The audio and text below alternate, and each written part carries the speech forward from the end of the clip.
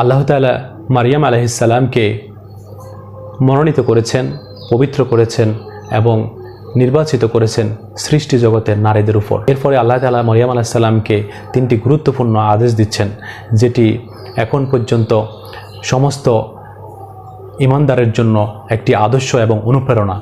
হে মারিয়াম, তুমি তোমার রবের জন্য অনুগত হও।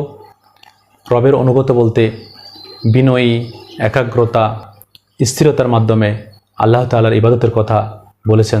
এরপর আল্লাহ তাআলা বলছেন যে সেজদা করার জন্য। সেজদা হলো আল্লাহ তাআলার বিনয় প্রকাশের সর্বশ্রেষ্ঠ মাধ্যম।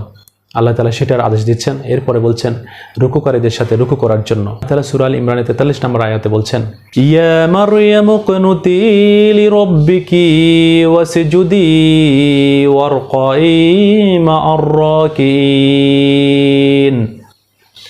হে মারিয়াম, তুমি তোমার রবের জন্য অনুগত হও, সেজদা করো ও রুকুকারীদের সাথে রুকু করো। হে আল্লাহ, আমাদের অন্তরকে কুনুতকারী বানিয়ে দিন এবং আপনার জন্য যেন বিনয়ীভাবে ইবাদত করতে পারে সেই তৌফিক দান করুন। আমিন। আসসালামু আলাইকুম রাহমাতুল্লাহি ওয়া বারাকাতুহু।